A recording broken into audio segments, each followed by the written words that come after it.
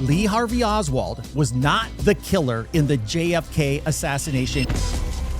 So I found out about it from the chief of police. We don't know who killed JFK. Those who planned this thing were in the government and they got away with it. Congress essentially brought you in as the Deputy Chief Counsel for the House Select Committee on Assassinations. We don't want the American public to know that he was a CIA operative, while the persons involved in the assassination were in the employ of CIA. I had a deal here with these hardcore facts. Ken Clark said he observed a gaping hole in the back of the president's head. How does his head ever go backwards if he's shot from the back?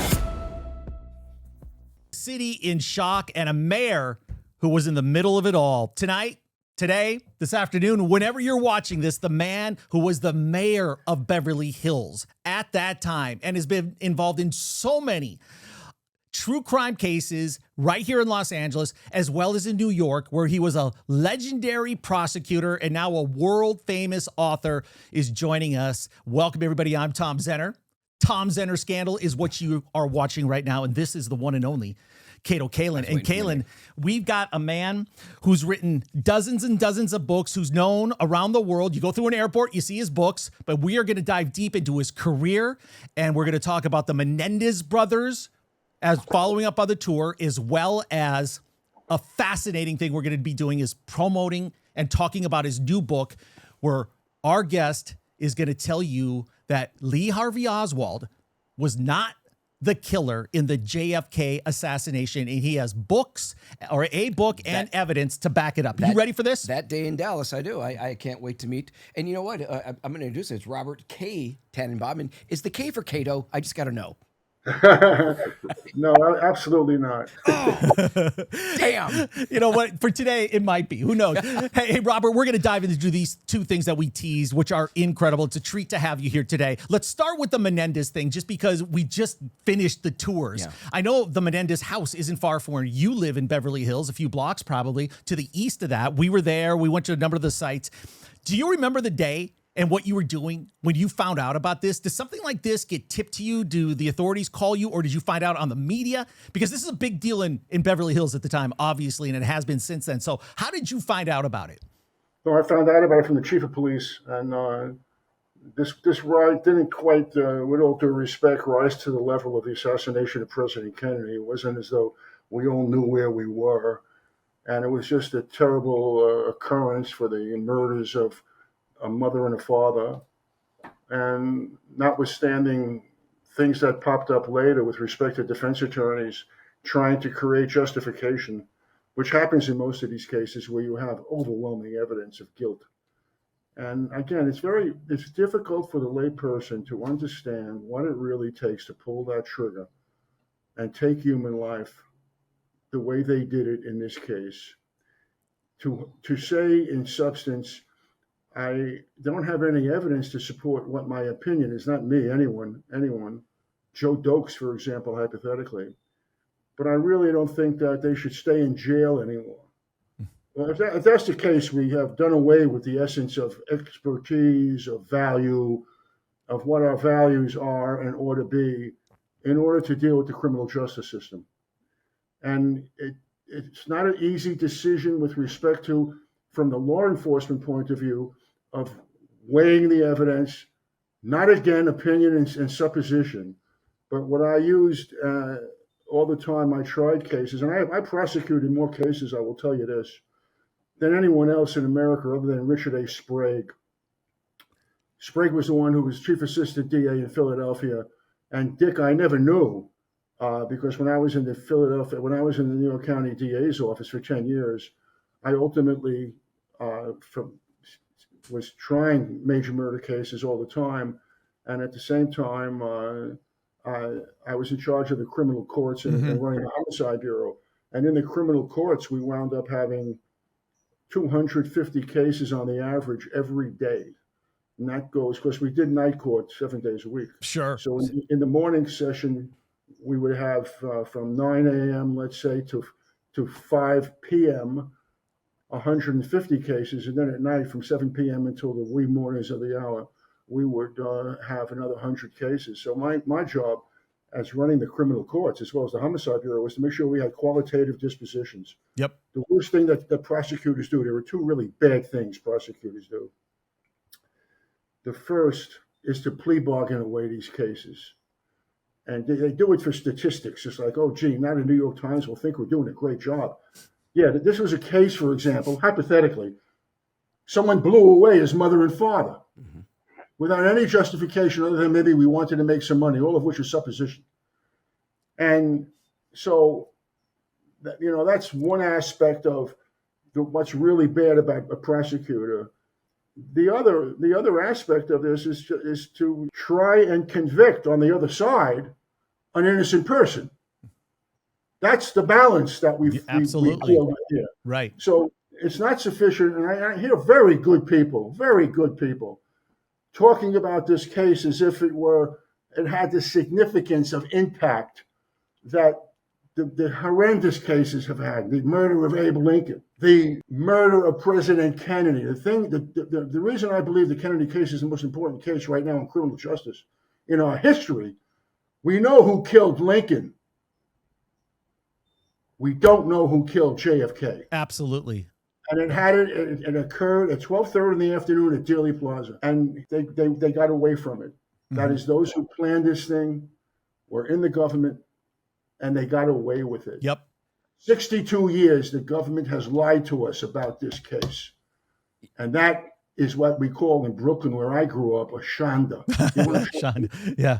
Go ahead, Kato. I'll go back to Menendez, but real quick on JFK, I want to do. Obviously, you're probably very familiar with the book Reclaiming History, which I didn't read all 1,600 pages, but I did the Cliff Notes basically, and Vincent Bugliosi wrote it, a prosecutor here in L.A., helter skelter with Manson, had a lot of fame.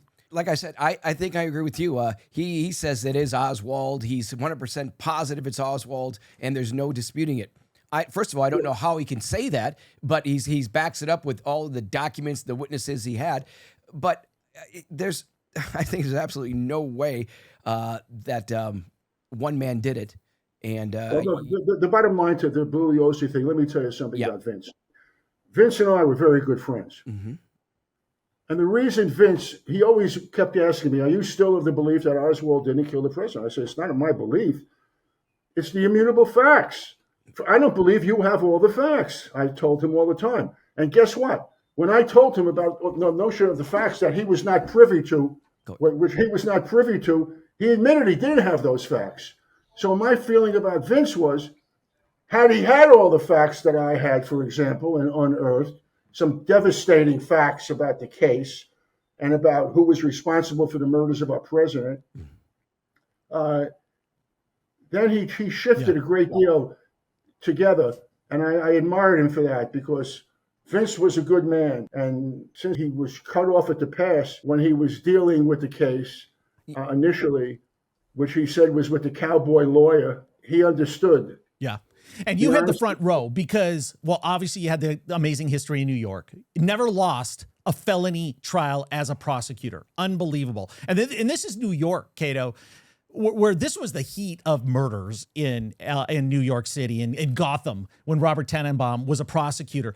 But then you had the front row seat for this whole investigation, because Congress essentially brought you in as the Deputy Chief Counsel for the House Select Committee on Assassinations. So this is you go from New York, you're working out of DC now as well. So what was your job? Did you go into this thing suspicious? Were you thinking this was Lee Harvey Oswald, or you go in there with a clear mind and say, let the facts take me where they take me? I mentioned to you Richard A. Sprague. Sprague had called me. As I said, I didn't know who he was. I was knee deep in my responsibilities in Manhattan DA's office. And I didn't want to get away from trying cases. So I had my own caseload of major murder cases. But Vince, talking about him is a whole different can of worms here, because he, in my mind, tried to justify what he did, which he regretted, believe me, on the Kennedy side. He got involved in the Bobby Kennedy shooting. And that diverted his attention to his satisfaction. So when we talk about all of this happening when I was mayor, for example, I understood very carefully the two issues I just outlined for you. The prosecutor making sure that the evidence is beyond any and all doubt, and it's immutable. That is, it can't be refuted. Mm-hmm. It's immutable. Like we're chatting now, it's immutable. You don't have to have a recorder on it. This is what we're doing. Similarly, when I wrote the book, I did it very different from all my other books. And that is, I was prosecuting the case for the readership of the book, what you would go through, so that you would know, you would avoid the sin of prosecutions, as I mentioned, going after a person who is not guilty, mm-hmm. and indicting them. And that played a major role in the case of Echoes of My Soul, for example, which is an important book in my nonfiction stuff, where the DA, my boss, this legend, it turned out, locked up the wrong guy in that double murder vicious case. And his senior staff wanted him to say, take the plea from this 19-year-old black kid, George Fenimore. And he wouldn't, he was shocked. Mm-hmm. He wanted them to he was advising them that he should take a plea from someone who was not guilty. Yeah. Yeah. They wanted him to do it to save his reputation. That's the kicker of this whole thing. And that's the enticement here on politics, intruding on the system. So he said, why should I take a plea now when a person who's not guilty? Because if the public finds out that you locked up the wrong guy, indicted him, now he's ready to plead guilty. Yeah. I was going to say with Robert, you had a quote. The bottom line to that is Hogan stood up in front of his staff, his senior staff, and he said to them, in substance, banging on his fist on the desk, what I want to know from everyone in this room, when did we become so corrupt that I'm supposed to take a plea against innocent persons because it may hurt my reputation? Yeah. The bottom line is he dismissed the case right away. Sure. On George Whitmore. And this kid who was going to plead guilty to it. And he then, his personal value as a legendary DA soared because people, you tell me who you know would have done that. We locked up the wrong guy and indicted him in the most vicious double murder case in the city. It happened to two young women, the Career Girl Murders, it was called. Mm-hmm. And they lived on the third floor of a very well-kept building on the ever fashionable East Side. And on the third floor, they had a window open in an August day in '63, and the killer jumped into that window from the service area. Yeah. And butchered them to death. It's just terrible. Yeah. So the question that the people in New York wanted to know, the press finally got something right. They wanted to know who's safe. If in the upper fashionable East Side with doorman and all the accoutrements of the wealth of protection, who is safe? Yeah. And that's what made Hogan so he never wavered. Yeah. On the right thing, even if it meant that it would hurt his reputation. Yeah. Well, Robert, you're preaching to the choir here. I'm with you 100%. And Kato, you're going to get to the next question here. But you know what? I just finished a book. And this is out. This is my book. It's on the Varsity Blues recruiting scandal. Your son knows all about it. But, I mean, this is an innocent man who was facing 180 years in prison for doing nothing, just so the prosecutors could advance their career and get a white-collar job for $1 million. They don't give a damn.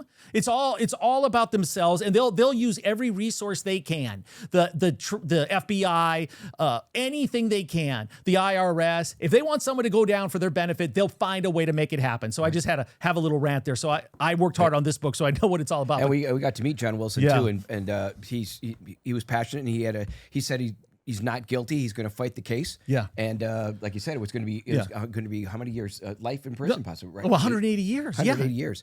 So. And this gets back to Oswald, right? And with this, I was going to say with the I want to go back to other theories because in this reel that I saw of you, you end this 2-minute reel, which is fascinating about your life, but you end it with 3 things are for sure, and I can't go over all 3, but I know the last one you said only organized crime. If you can help me out with that. You said organized crime is the only one that keeps their word. Am I correct? Yeah, Kato, remember he was talking about he worked with Hollywood, he worked with politicians, and he worked with the mob. And the mob kept the word. So having said, okay, yeah, I want to say thank you for saying that. Now my middle name is really Kato. I'll yield to that point, okay? I love them. Because what I said was, and God bless you for remembering this, all the interviews one does, they all jumble together, so you're so fresh, you're so But I mean, I've worked with politicians, and I've worked with members of organized crime, and Hollywood. and I can tell you that the only people who you can trust when they say they're going to do anything are people who are members of organized crime. Mm-hmm. Right. A sad reality, but that's the truth of the matter. You hit it right on the head. Thank you very much for reminding me about that. And that leads into my question then.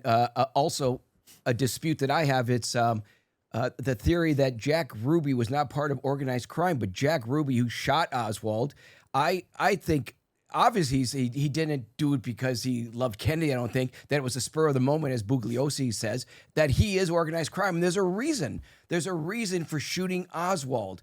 And I didn't write the book, you did. So what's your theory on that, of Jack Ruby shooting Lee Harvey Oswald? Well, again, you've got to separate what personal feelings may be about a case that appears to be. Why would he shoot him, routine? Well, he had reasons. The question is, do we care enough to know what those reasons are, or do we deal with the case in toto and indicate, do we have evidence that tell us what the reasons are? If we have no evidence, you go down every rat hole you can go down in an investigation to make sure was it organized crime? Was it all these other issues that pop up? And Sprague and I went through them all, believe me. Okay. And organized crime had nothing to do with the JFK case at all, notwithstanding the people who came in after we resigned because the committee lied to us and said they would not interfere with our investigation. It took them 4 months for us to know they were lying about that. Wow. The Warren Commission. And I went in to see Lou Stokes, who was the chairman of our committee, a fine guy, lead defense attorney in Cleveland.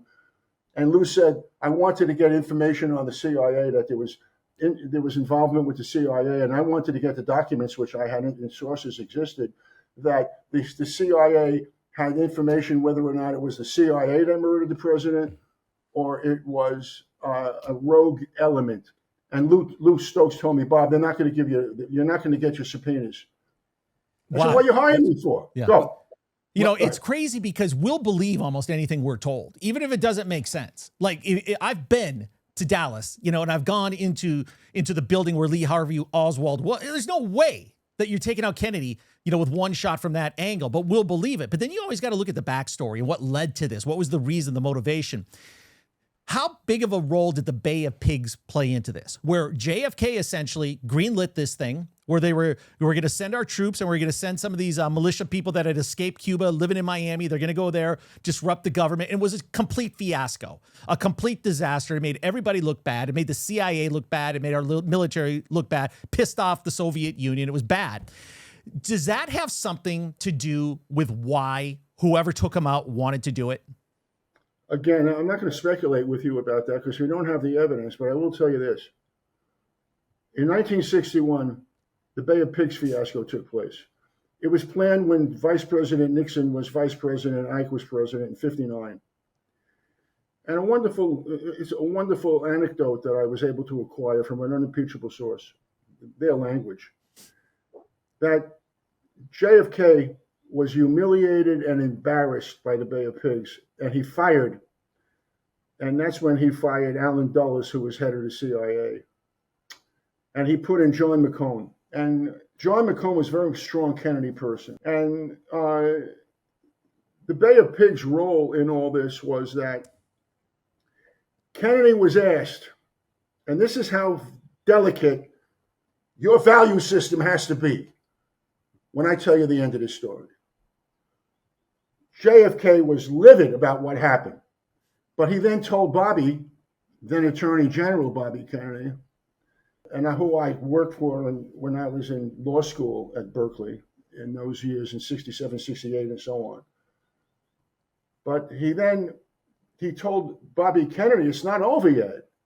And he said, what do you mean? He said, Nixon said he would use air power. Mm-hmm. And Bobby said, you mean bomb Cuba? He said, that's exactly what I mean. And I have to do that. He said, let me get you into this room. He took him into an empty room. He said, I am telling you now, you are never going to bomb Cuba. If you do, it will be no difference from the Japanese Empire bombing Pearl Harbor.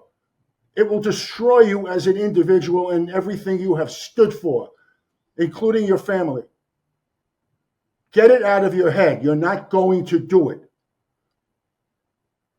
Witness to this indicated in large measure that Kennedy stared at his brother and looked at him eye to eye and said, "You're right, thank you," and hugged him. This is the stuff that goes into the value systems. Mm-hmm. This is the stuff they don't want to report, per se, because Kennedy, after all, was going to, in some fashion, blow up Cuba. After all, that's what the CIA said was going to happen. All the Cubans are coming out and they're going to hug us on the beach. They may have hugged us with knives in their hands. And that's how the Bay of Pigs played a role in all this. And then, of course, a major role that was played really by John McCone.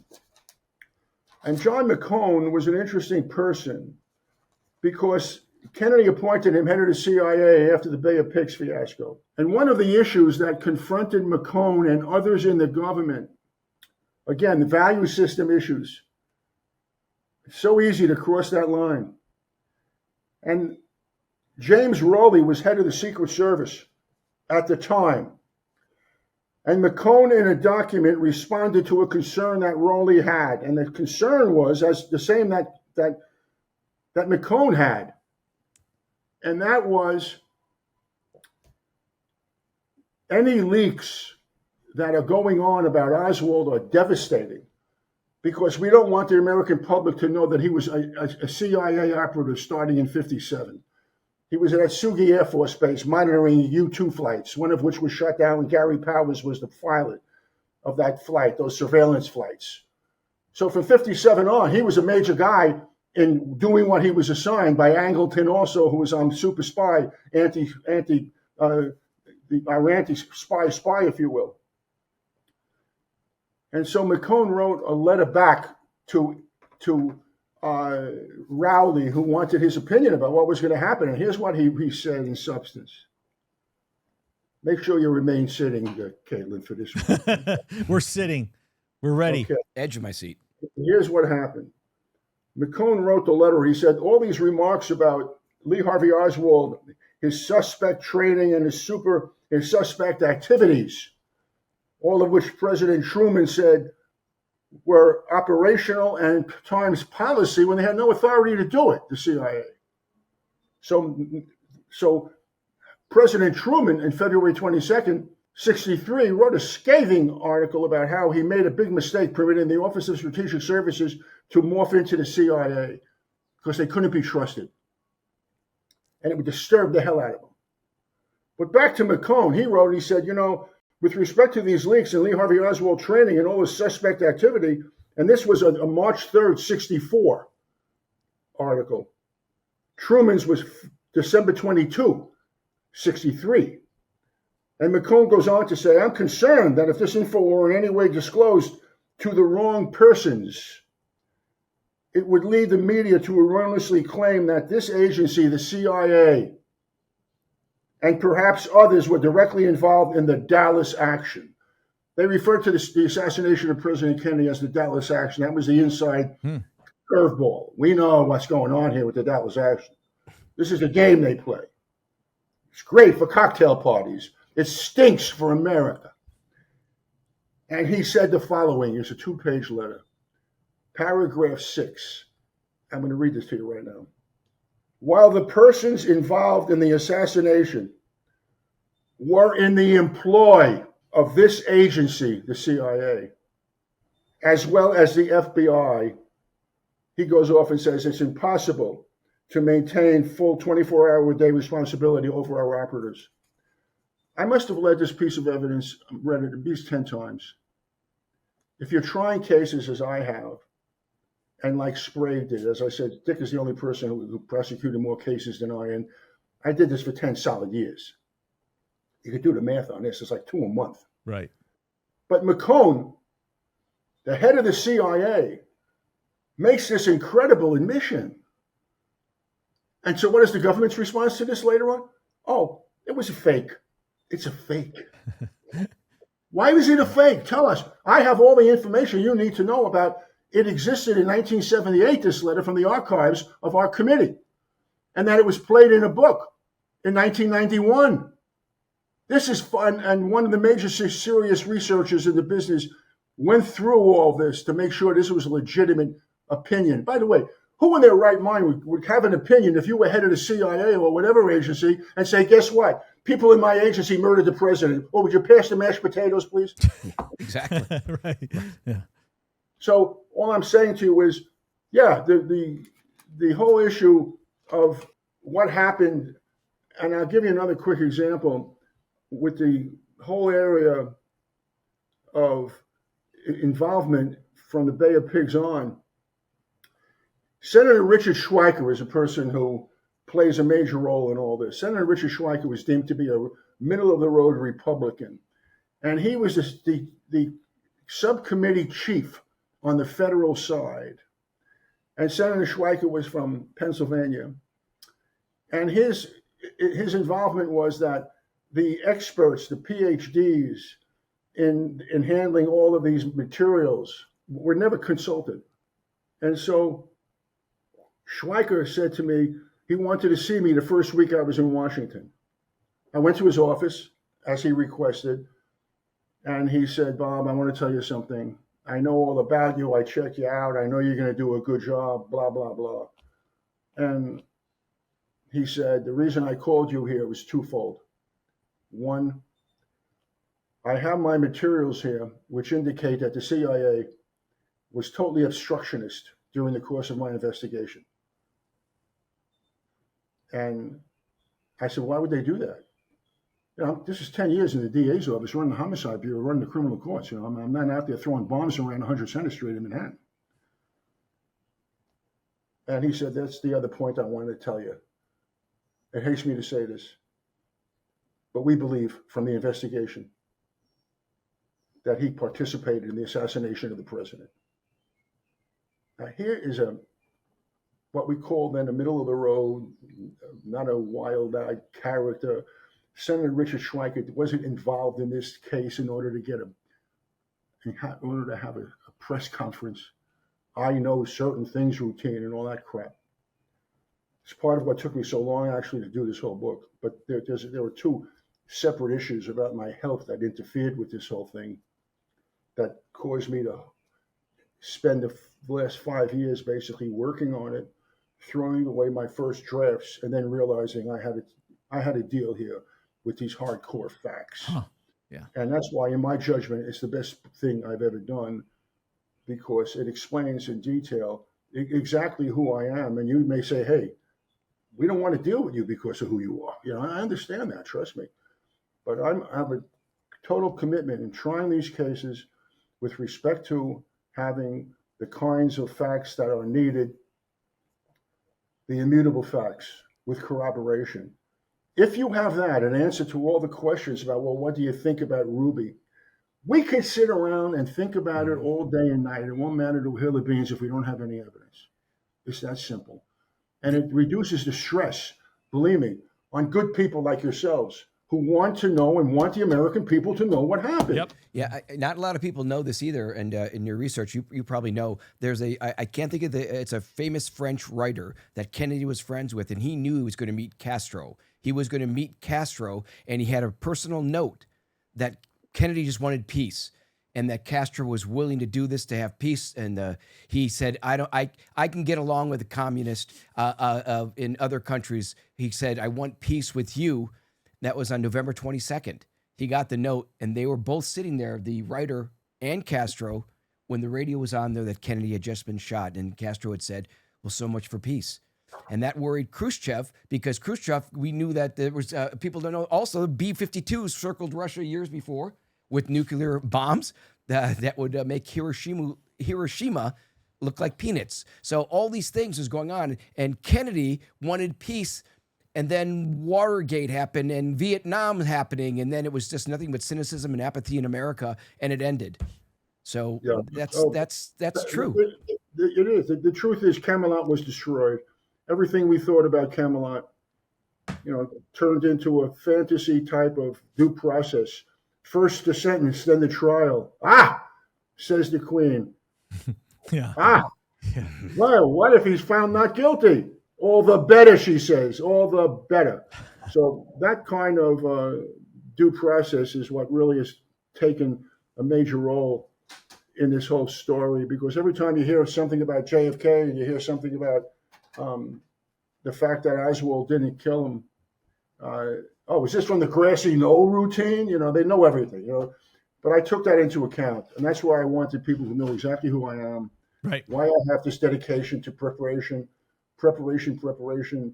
and why I would never sign my name to anything that I didn't believe was totally immutably proven. Yep. So let's talk about the evidence, because you're a no-nonsense prosecutor. You right? If they bring you into this case, you're going to dig and you're going to find some facts and details. I know that you had the ability to interview the doctors from Parkland Memorial, right? That worked on Kennedy. And then when you look at the Zapruder film, and then you see Jackie's reaction, like the back of his skull was basically blown off, and she's like picking it up almost. And then you're thinking, okay, one gunman, Lee Harvey Oswald. It just doesn't make sense. So what did you learn talking to the doctors, looking at autopsy reports, crime scene, all of that stuff, in how many bullets you think there were and where the shots came from? When did you start like evaluating all of this and go, this is complete BS, what's being spun? Well, let me tell you, it's interesting. As I said to you before, the notion here with respect to the Bay of Pigs played a role, and the whole McCone document plays a role. I told you, it's almost like when you get a document like the McCone confession, it's like you look up heavenly and you say, okay, God, thank you. I can handle it from here, kind of thing. It's that overwhelming. So the way I went about this was to get in touch with as many of the reports and everything that existed about the Parkland doctors. And what's interesting is Dr. Kem Clark, who was chief of neurosurgery, was in charge of the trauma room. And Kem Clark said he observed the gaping hole in the back of the president's head. Keep in mind, the gaping hole in the back of the president's head. How does his head ever go backwards if he's shot from the back? They can't prove that. It's beyond what we consider to be anything having to do with evidence that we would believe in. Scientific stuff, the immutable stuff, the audio, visual, and acoustics. So the validity is in question on all this stuff once you get into it. So the CIA never addressed this. And in fact, they indicated that they didn't even want to see or hear from the Parkland doctors and never had them called to any investigation committee. And the big issue was the evulsive wound in the back of the president's head. And how did that all happen? And here's the analysis, which is interesting from my point of view about how witnesses are important people at a crime scene, even though they think they can't say, hey, I saw Joe Dokes hypothetically shoot the president and I can identify him. Well, wow, that's what people think you do when you're a witness at a crime scene. But when you're at a crime scene, you give a different point of view about, if it exists, the truth. So let's go to the crime scene. What happened at Dealey Plaza? The first issue was, and I was able to clock all this from the point of view of frame by frame from the Zapruder film. In essence, almost if we didn't have the Zapruder film, the Abraham Zapruder film filming this, we probably wouldn't be having this discussion right now. And here's what the witnesses said. Keep in mind, this was said to law enforcement people within an hour of the assassination. The witnesses said there were two flurries of shots. The first flurry were 2 or 3 shots, they said. And they hit Kennedy in the back in a downward track in his body, as well as Connolly. Downward track, for the audience, they're not ballistic experts, is from autopsy, we know the track was 5 to 6 inches below the neckline. Keep in mind, the one bullet theory has to have a bullet coming out the throat. And I'll get to the absurdity of that, the lack of authenticity of that one. And so what was able to be proved, they said that the first 2 or 3 shots happened very quickly. We know, it happened in 2.6 seconds. All of the shots took 8.3 seconds. That's how fast this happened. Bang, bang, bang. So when Kennedy and Connolly were hit in the back, they said there was a pause. Now, you may recall there were people on the bridge, the track bridge. And one of them is Holland, who was a supervisor of 5 or 6 of the individuals there with him. And he heard a bang, and it was to his left on the bridge. That was the 4th shot. And the 4th shot tells you the story about this case. And that is that it had a downward track at frame 313. I want everybody to make a note of frame 313. Why? 312 is the frame. It's 18.3 frames per second in the Zapruder film. The frame 312 is the last moment before JFK's head gets blown off. In the book, and everything I'm saying to you, you don't have to take notes on it. It's all in the book. Mm. And the boom blast came from the right front geographically from the Stockade Fence, Knoll Hill area. And that is exactly to the right of where Zapruder was filming. People who were on the grass in front of that area had children. Some of them had children, the Newmans and others. And they took the children and took them down to the grassy area, down, because they were afraid that there were shots coming over their head. And they wanted to protect their children.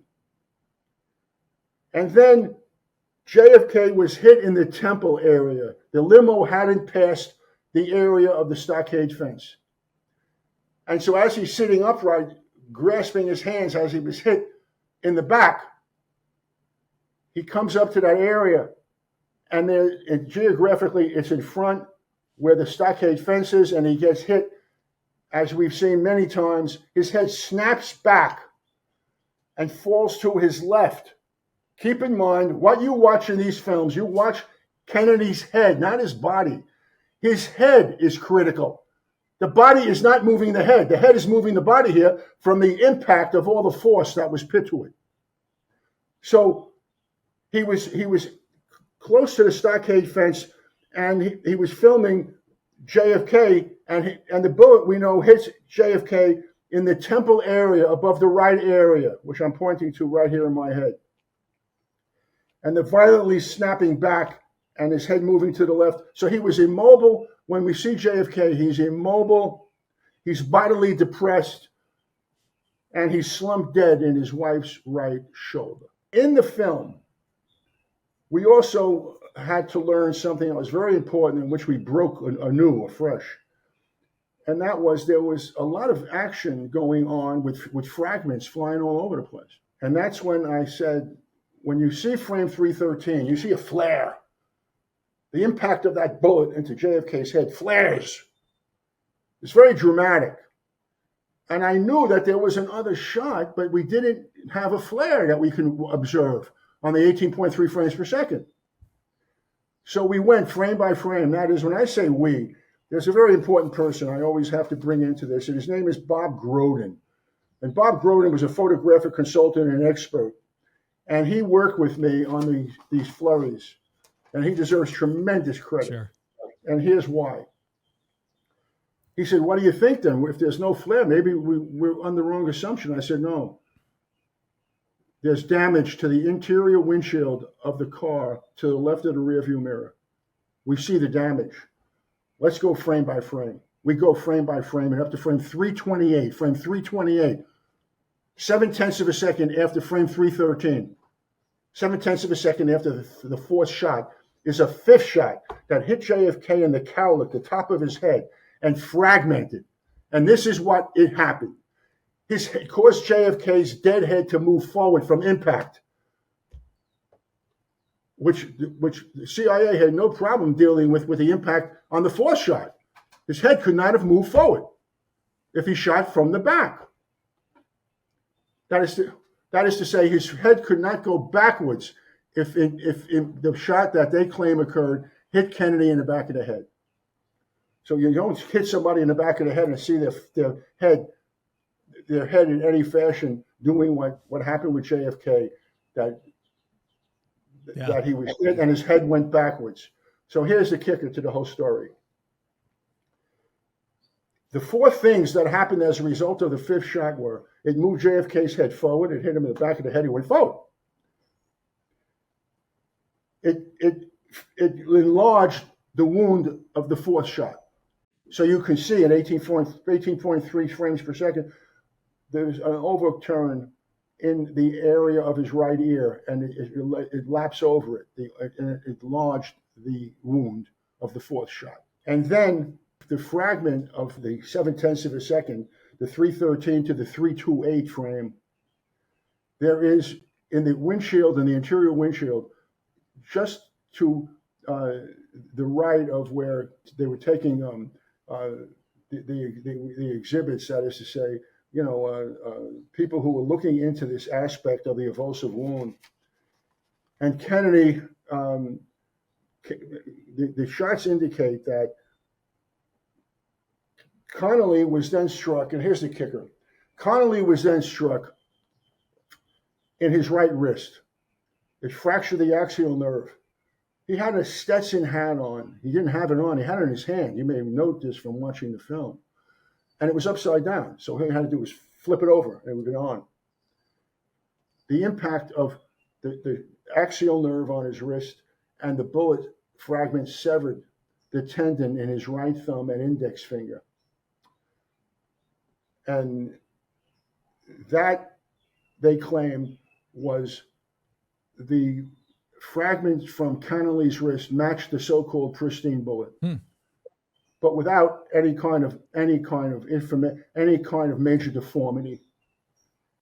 Now, what does all this tell us? It tells us that at Dealey Plaza, there were in fact two shots that hit the president in the head. The first one blew his head out. Bobby Hargis was the patrolman in the motorcade, dropped his motorcycle. He got splattered with blood, brain, and tissue. And he then runs across the street to the north side of Elm, right to the area of the stockade fence, where people believe the shots were being fired from at that particular point. So it's an overwhelming issue on what happened with respect to the evidence and the witnesses who were from Parkland. Now, here's the thing that really could rub you the wrong way, I'll tell you. When confronted with this issue, the people, the CIA people said, don't get lost with who the doctors were. They were only trauma experts, you see. Listen to the 16 witnesses I know from the autopsy, and they never saw the gaping hole in the back of the president's head. And they say that at page 37 of the report. Think about that. Wow. They didn't see it. But here's the rub. Not only did they see it, they told the committee they saw the evulsive wound. You want to have evidence in a case that stands you on your ear? If you're prosecuting your case and you come up with this and the defense is sitting there like Donnie the Donut, now what do we do about this case? Yeah. Well, those are the kinds of issues that abound with respect to the evidence, the hardcore evidence here. You imagine telling people that trauma room experts weren't qualified to find out where the trauma was so they can give life protection, get him back to life. They would do anything they could and tried it. But they weren't good enough to know, as alleged experts, that the trauma people weren't as good as those people at the autopsy who were witnessing the autopsy. Follow me on this point. Just let me just get this out. That frame 313, there's a flash, you say, correct? There's a flash that's on the film. Yes, at frame 313. Now, wouldn't a flash possibly be because a gun could be very close, as if a gun could be in the car, a gun could be in a limo driver's hands, a gun? I say this because right now, I don't know if you're on X, there's a lot of JFK, the film going out there, and I sent to Tom, they're showing that there's more than one shot. They're showing that one of the shots could have possibly been the driver of the limo. Now, a conspiracy, yeah, but I watched it. I see it on the my phone. I go, there's a big possibility, and that would explain a flash, because a gunshot up close a flash would come from inside the car. Okay. Possibility. There's a possibility. Here we go again. I don't want to get you out. And I don't. I've just said I saw this, Robert. I saw You this. just tell him he's crazy if you want, Robert. I saw this. Everybody's, I see this for my own eye. Did someone doctor the video? I don't know. It sure seems like it's not, because it's someone that's a respected attorney. So it's on my my X Twitter feed. Okay, I won't go there because I can see I don't want to rub you the wrong way, but I'm saying there's more than one shot. There's possibly quite a few shots, like you said, from the frames of, and it would only tend to make Kennedy's head coming from that angle go backwards. Right, you're right. And let me tell you what the government did in order to try and prove on this backward issue. Now, we all know that if you shoot someone in the back of the head, if I was seated here as I am, and someone shot me in the back of the head, my head would go forward. Correct. Well, two issues arose, because we went through this, right down the line here. And the first major issue here is the government said, we got to get gelatinized skulls. You'll love this. They wanted to get gelatinized skulls that would be the same as a human skull, allegedly. I have to say allegedly because God knows what they did. Mm-hmm. This is what they say. And they were the same distance away as the window was, the window of the depository, the so-called sniper's nest, height, distance. Mannlicher-Carcano. I went through the whole Mannlicher-Carcano issue with you, that they no longer had the rifle because of what happened with the whole issue of the rifle no longer being in play. So now, where are we with all this? So the bottom line is that once they couldn't use the Mannlicher-Carcano, then the CIA, keep in mind, man, who the hell is the CIA anyway doing all this? They volunteer for this? No elected officials doing anything. The bottom line to this whole issue is, and I'm going to explain it in a second, is that the government knowingly contrived a predetermined conclusion through the pretense of an investigation, and both the Warren Commission and the House Select Committee on Assassinations disregarded all other convincing evidence, some of which I've gone over for you right now. But they wanted to gelatinize the 10 skulls. They did. They gelatinized 10 skulls. They fired away. Well, guess how the head moved? Forward.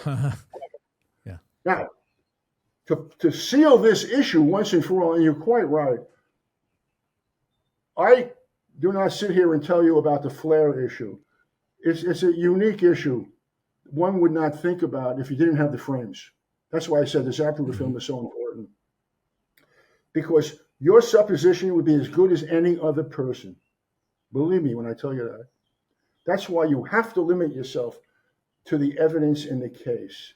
And that evidence is the immutable facts. So now we move over very quickly to something that you will like. And that is CIA says to Arlen Specter, again, I told you, who becomes the DA of Philadelphia. Here's what kind of a career Arlen Specter had. He becomes DA of Philadelphia, with Sprague was still in the office at Philadelphia. Sprague dedicated himself to 6 years in a case. He's an amazing person. Never asked for another dime for a salary, by the way. And they said to Specter, in March of 64, you get a one bullet theory and it'll still fit. One bullet theory, 3 shots from the back.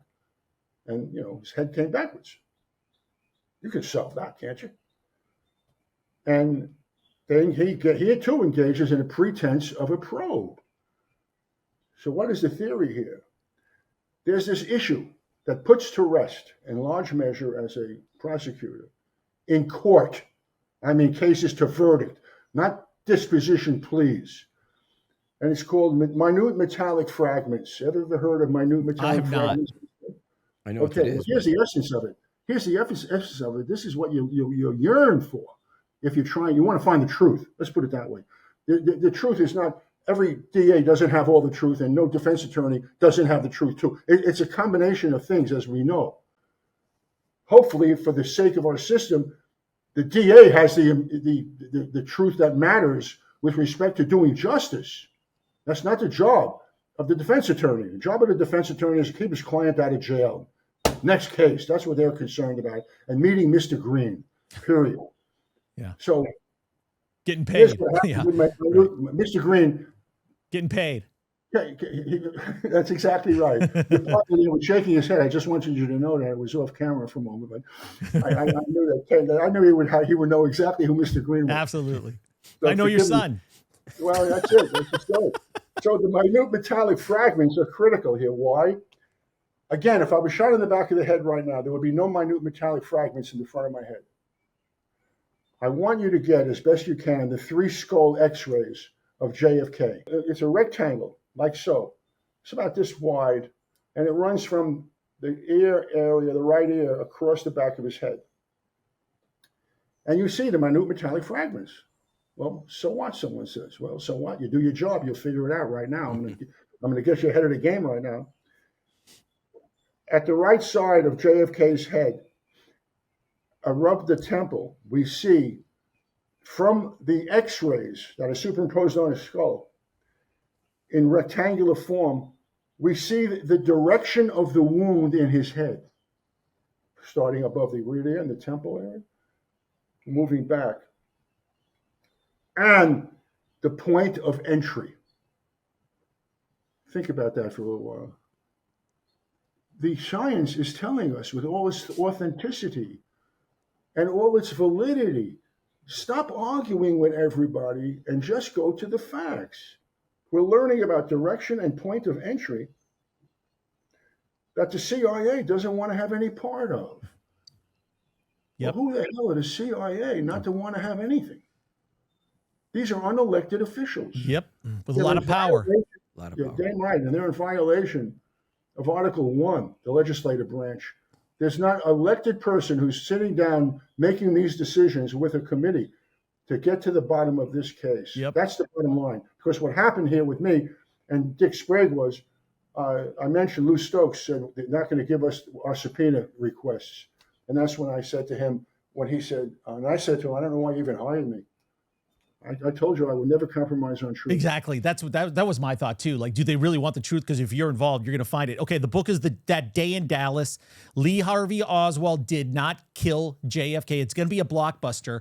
I can't wait to read it. Now, Robert, we got a few more minutes because I know you got to get to another interview here shortly. But we need to take advantage of your time here. So let's pretend we're in Hollywood playing a game show. We're just going to do some quick questions. I just want kind of top of mind your opinions on these things. Kato can ask you, and we'll throw in a Menendez and an OJ thing in here too. But we're going to keep this moving really quick, and I'm going to start. Did the Lee Harvey Oswald bullet hit anybody or anything that you know of? The answer to that is no. And the answer to that is sheer speculation. All right. Great. Okay. I'll switch gears, though. Is that okay, all right? yeah, I'll yeah. switch gears. You being the mayor of Beverly Hills during the Menendez murders, did you, because it's such an affluent area and everybody wants to meet the mayor and many places they go to dinner and the hotels and the Beverly Hills Hotel, did you ever meet Kitty and Jose Menendez? No, and I will tell you this. I never once had a press conference about any of this. Just now. I know. Believe me, I know, yeah, except right now. So burn the tape up, will you? Yeah, no. I'm trusting you to take care of this. Robert Kato, sit down. Hey, Robert, I get it, man. Kato, You're diving into the biggest murder in the history of the planet almost with JFK. And then you're also in the middle of this Menendez thing, which is just pop culture, right? And so here, Kato and I disagree. I think there was probably some abuse from the father with the kids. I think the mom probably knew about it. And to me, that was the motivation. Kato thinks it was all for money. What do you think? What motivated those kids to blow their parents away?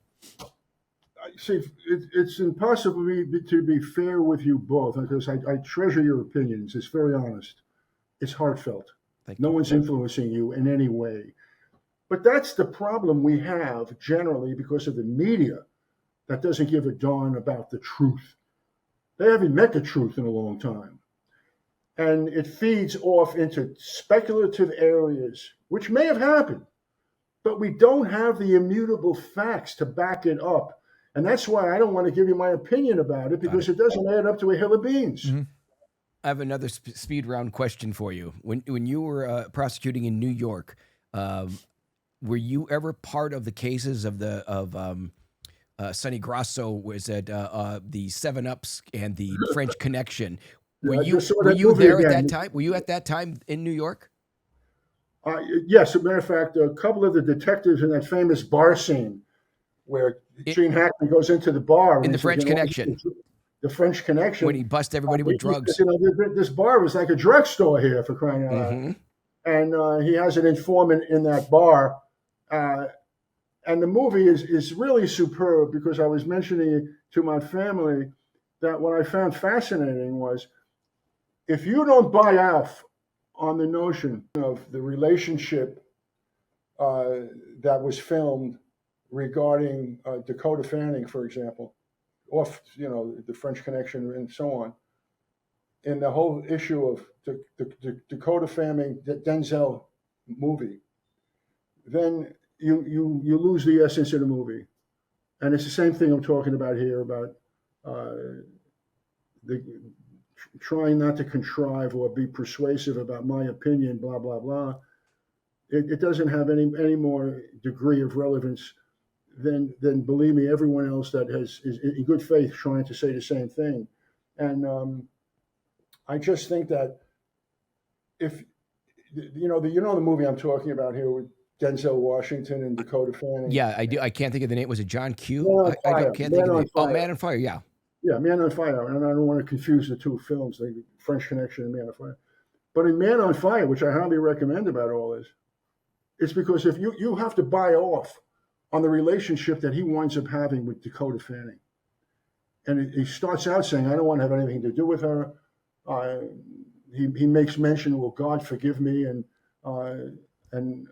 for what we've done as hitmen for the CIA and so on and so forth.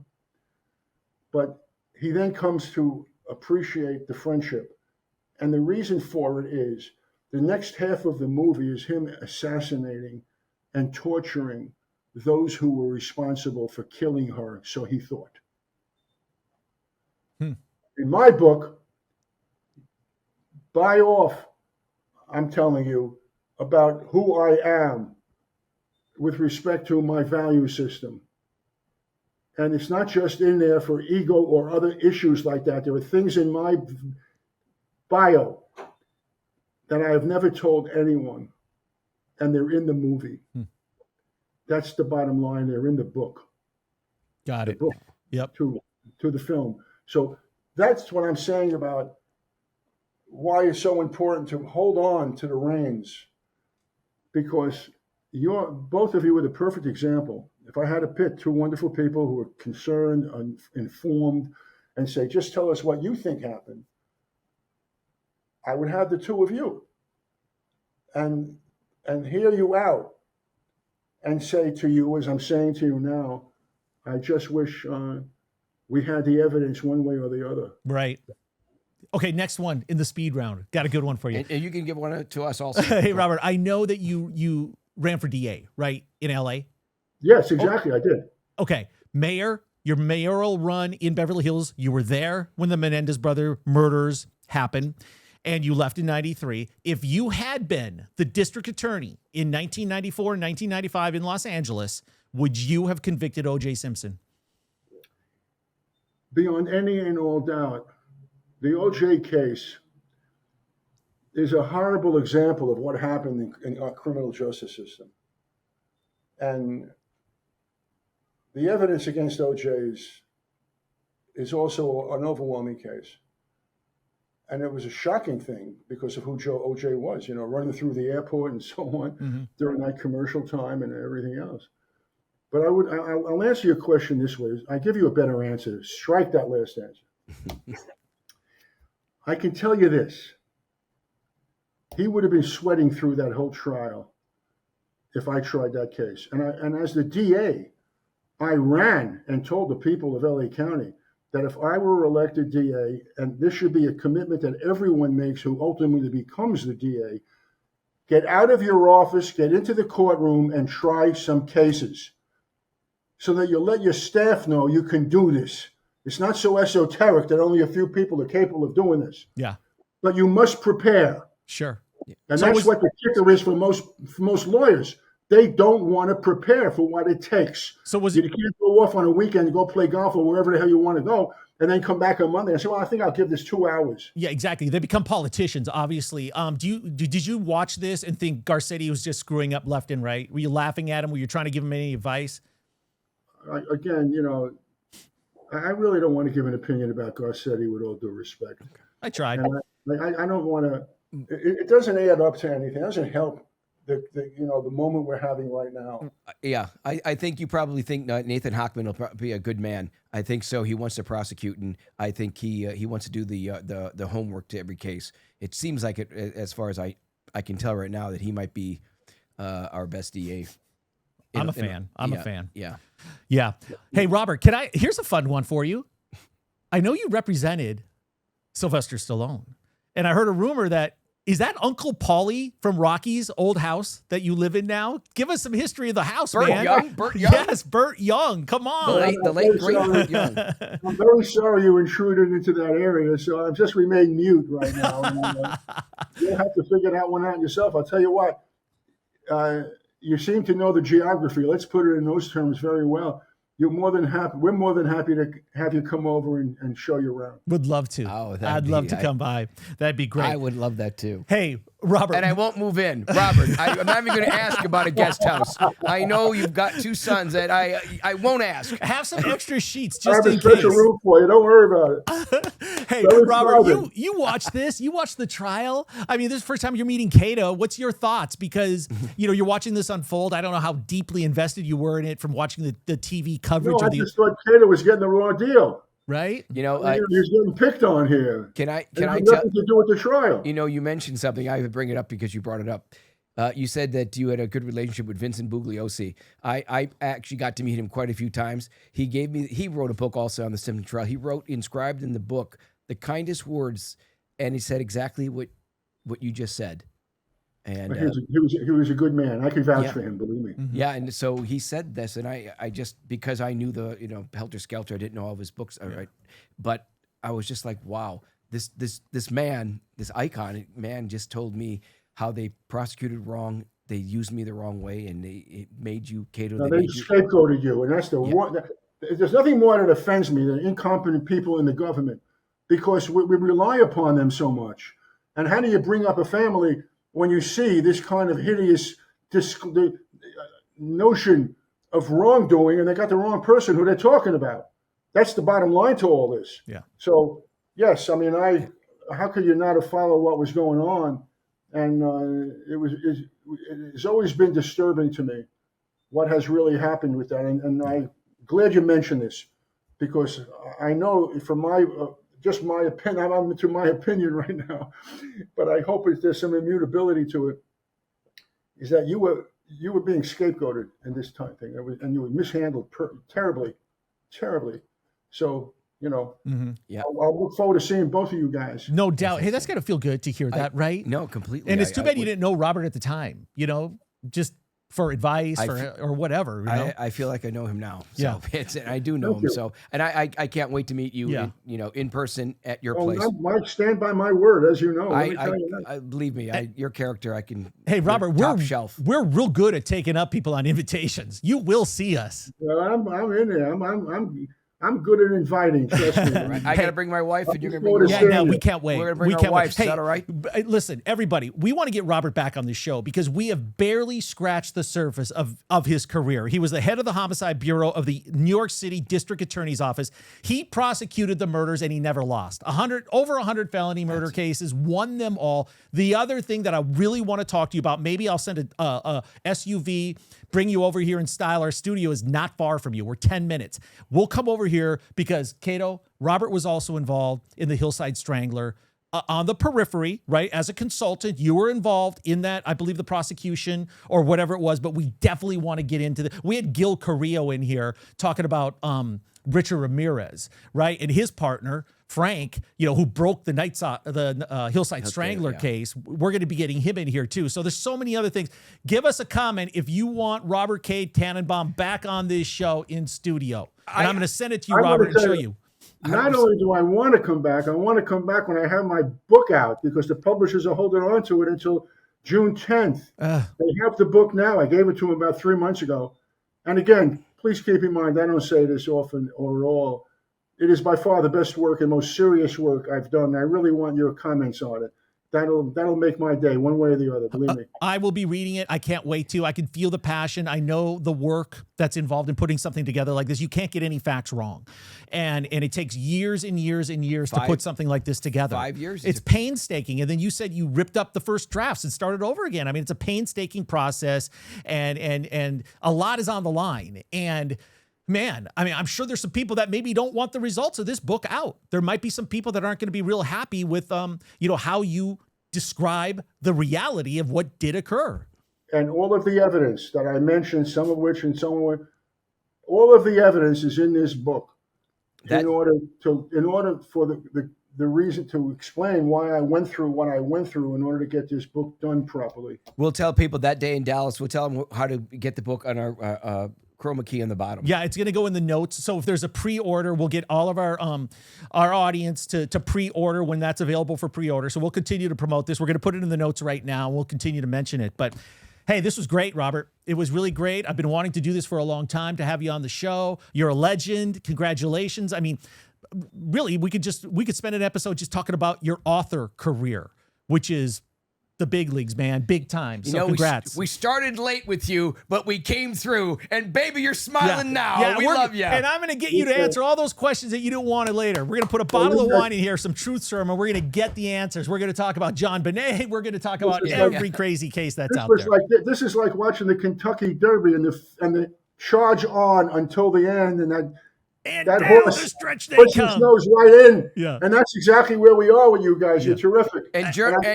want to thank you, because it's very important to have an opportunity to have the time spent and discuss why, in my opinion, it changed my life in doing the book the way it should have been done from inception. Yep. So I'll explain that to you next time. You got it. If not, when we have cookies and ice cream in the bedroom of Kaelin. When you my God, my wife's name is Ice Cream. His wife is Cookie. Thank you again. Okay, that was a great out. Thank you very much. Thank you so much, Robert. And you know what? He gave me a great idea at the end of the show there too, because when he mentioned the Kentucky Derby, the fastest 2 minutes in sports, the most exciting 2 minutes, the home stretch, it would be nice if I had a one of those whips and I could just whip Zeus coming down the stretch. I could just give him a couple good whacks and keep him awake over there. Journalism lost. That's a good thing.